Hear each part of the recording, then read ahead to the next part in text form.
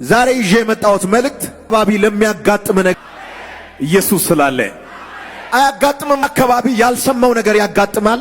መሃል አካባቢ የሚያስለቅስ ነገር ያጋጥማል።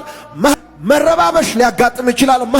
ቤትን የሚረብሽ ትዳርን የሚረብሽ መሃል አካባቢ በጆሮ በልብ ያላሰብከው ነገር ሊያጋጥም ያኔ እንዳትናወጥ ጌታ ቆሟል።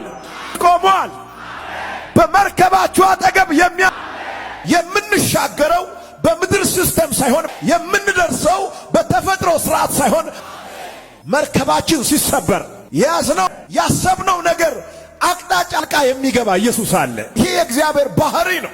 መሃል አካባቢ ለሚያልኩኝ ነው። በቢዝነስ አቅጣጫ ሊሆን ይችላል፣ በትዳር በጤና ጉዳይ ሊሆን ይችላል።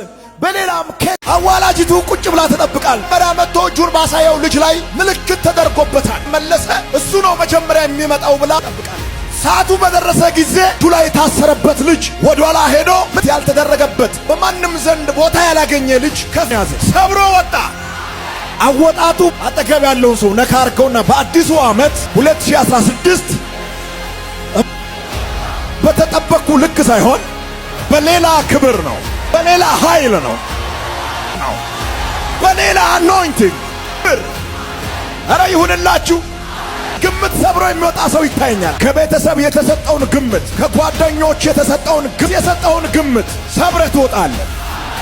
ሻራኪ ችዳብታንያ ወጥቃታይ ወጥያባ ማላቲን እንጋካና ዮዛ ታውሷታ ታውቂያ ጎርዳና ወቶባይ ፉኒን ጠናኔካ አይኪቻቲጋ ደሽሚ ካንተዳባይሲ ላይ ዛራናው ደናኔ ሲዮ ድርሳይ ሁባያ ያምኖ ሳንደታ ጌታ ኢየሱስ አተያጋዳወ ኑናራዴ ስፋንያ ሻወልካይ አያ ጉትዲ ቃንቲያ ግድሚ ገያ ሰማይ አያ ኑናራዴ ሶስዋንያ ሻወልካይ አያ ጉትዲ ቃንቲያ ግድሚ ገያ ሰማይ አያ